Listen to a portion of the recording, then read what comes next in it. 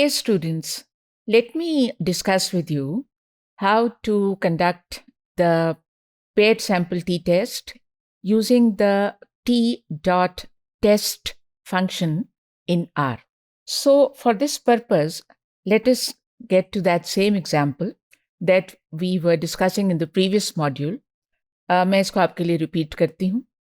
Consider a company interested in the efficacy of a drug or a medicine designed to reduce resting heart rates, and it is being measured in beats per minute.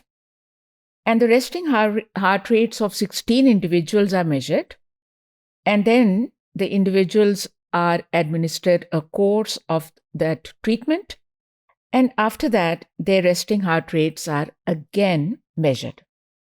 और अगली slide पे आप देख सकते हैं all those values are there. और उसके बाद मैं चलती हूँ अपनी R Studio फाइल की तरफ जहाँ पे मैं ऑलरेडी इनको एंटर कर चुकी हूँ. So let me now run these for you. और ये नीचे आप देख रहे हैं कि कंसोल में वो लिखा हुआ आ रहा है जो कुछ भी, उसके साथ कोई एरर नहीं है और ये अंदर इसके स्टोर हो चुके हैं ये सारी वैल्यूज़ जो हैं. अब ये है कि हम लंबे काम जो हैं कि एक एक स्टेप करें, उस तरह करने की बजाय if we go straight to the t.test function तो हमारा काम जल्दी से हो जाएगा. लेकिन t.test फंक्शन अप्लाई करने से पहले हमें ये तो पता होना चाहिए ना कि हमने सब्ट्रैक्शन किस तरह से करनी है. तो देखिए कि यहाँ पे हमने क्या लिया हुआ है और मैं इसको रन करने लगी हूँ. हमने किया हुआ है heart rate after the treatment minus heart rate before the treatment. Okay, so इसको हम रन करते हैं. ये लें, ये 16 डिफरेंसेस आपको मिल गए. अब इसको देखें कि हमारा जो नल हाइपोथेसिस और अल्टरनेटिव हाइपोथेसिस जो है वो क्या है. नल तो वही है कि mu D is equal to 0, यानी कि जो डिफरेंस है on the average that is 0, यानी कि कोई फ़र्क नहीं पड़ा. ट्रीटमेंट से पहले जो था हार्ट रेट बाद में भी वही है ऑन द एवरेज. इंडिविजुअल्स की बात नहीं होती, आप जानते हैं कि हम पूरी पॉपुलेशन की बात कर रहे होते हैं और एवरेज की बात कर रहे होते हैं. ज़्यादा इम्पॉर्टेंट ये है कि आप इसको नोट करें कि आपका ऑल्टरनेटिव क्या है. ऑल्टरनेटिव हाइपोथेसिस है mu D is less than 0. और उसकी वजह क्या है? वजह यह है कि जैसे आपने डिफ़ाइन किया है ना, आपने कहा है कि rate dot after minus rate dot before. बाद वाला अगर कम होगा और फिर उसमें से माइनस करेंगे पहले वाला जो कि ज़्यादा होगा, तो फिर उस आंसर जो आएगा वो तो नेगेटिव ही आएगा ना जी.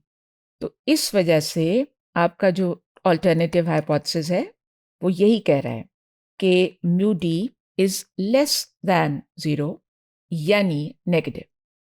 ऑलराइट, अब हम इस पोजीशन में आ गए हैं कि हम अपना t.test फंक्शन यूज़ करें. ये देखिए, t.test आपने टाइप करना है, यानी फंक्शन आपका जो है उसको आप टाइप करेंगे. उसके बाद पैरेंथेसिस खोलेंगे. पैरेंथेसिस खोलने के बाद what is the first thing that you would write, जिसको आपने x हम कह सकते हैं. d क्या होता है? x minus Y.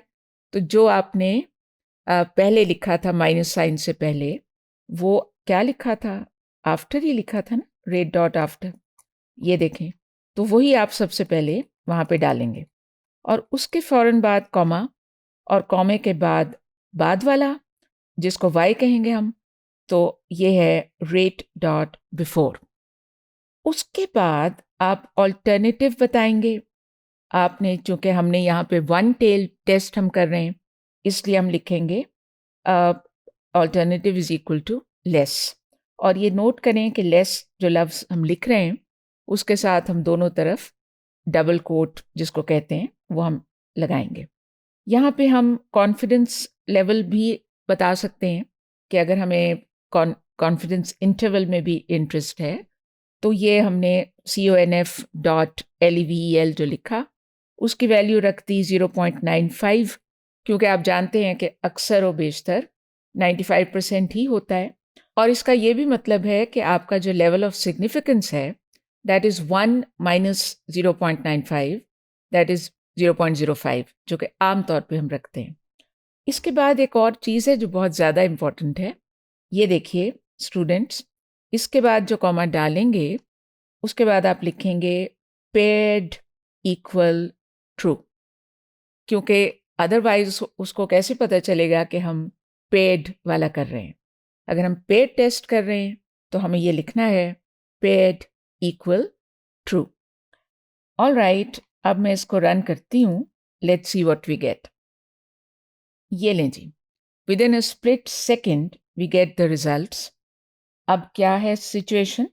टी हमारा जो स्टैटिस्टिक है उसकी वैल्यू है -4.8011, और पिछले मॉड्यूल में जब हमने स्टेप बाय स्टेप किया था तब भी आपको याद होगा, आप उसको देखेंगे तो आपके जहन में आ जाएगा कि इट इज़ -4.80, जो यहाँ है वही पहले भी आ चुका है।